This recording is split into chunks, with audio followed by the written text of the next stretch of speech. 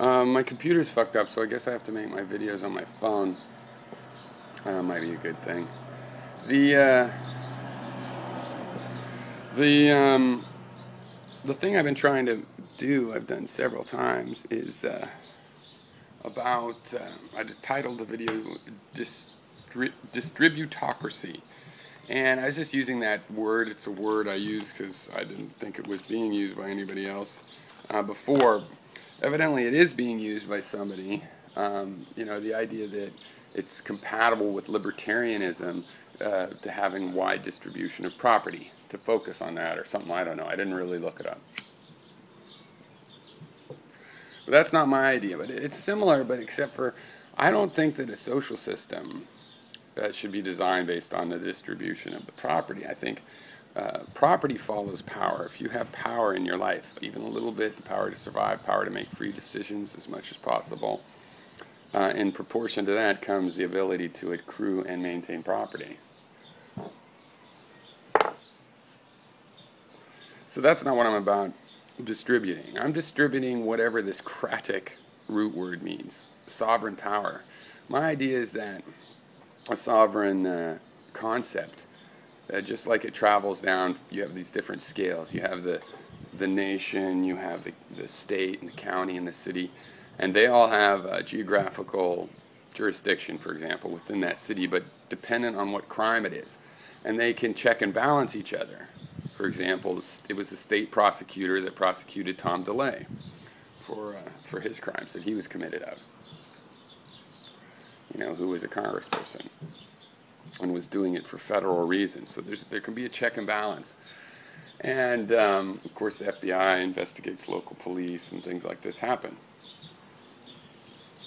And what I'm advocating is that instead of just merely the social contract idea where there's this social contract nobody's ever actually written or signed, we use our constitutions as a real social contract. Basically, there's an assumed individual sovereignty, right?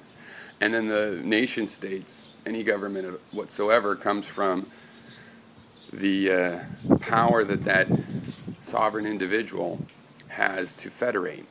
So if you're in public, you'll be on a federated land where you're in public and there's the rules of the road. Be they literally, you have to drive the posted speed limit.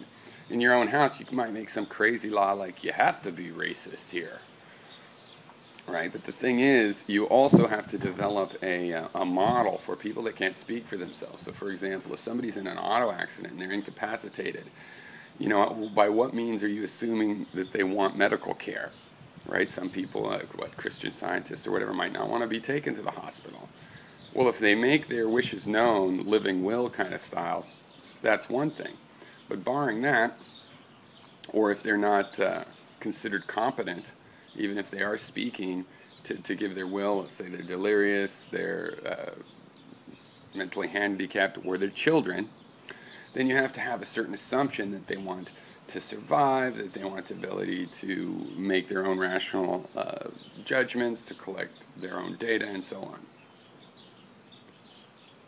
And that is how you would prosecute child abuse, for example. You would do it based on the similar logical principles that you decide who it has jurisdiction in when there's an overlap in jurisdictions with multiple federations. The forces, the active forces of multiple federations interacting.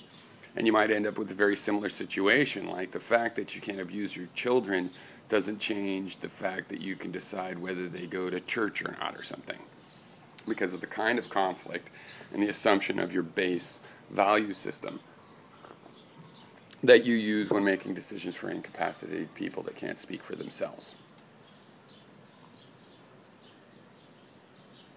I think you can have almost any kind of a system this way, except for you can't pretend that the power comes from the top down, that somebody has the right to rule. It's all from the individual's sovereign rights up and their power to federate, right, to form federations. And a federation has to have just like any contract type law, has to have a statement, which would be the Constitution, organizing agreement of that federation. And in joining into a federation like that, it means that, okay, you don't think that's the posted speed limit is correct. Well, you obey that law and you go within the system that you've agreed to, and you work to change the posted speed limit there if that's an issue. And I think that that's a much better basis for law than this kind of objectivist epistemology it has. Now, it works pretty well. It's better than the kind of mob nonsense you get trying to come to a consensus on the internet, but that's a pretty low bar to beat. The point is we can do better than that. So I think we'd be better off dealing with all of our shades of gray as issues of competing jurisdiction, right? And then we get to assume on the other side a nice big simplification that people actually have agreed. That at 18 somebody agrees to join the Federation of individuals in the North American continent that have federated under the U.S. Constitution. And if they don't agree to that, fine, maybe they can't use any of the U.S. infrastructure. Maybe that means they have to even leave the borders, but they'd have that total right. They'd be able to do it. We'd get a sort of market principle that you'd think that market anarchists and people like that would like. All right, what do you think of that?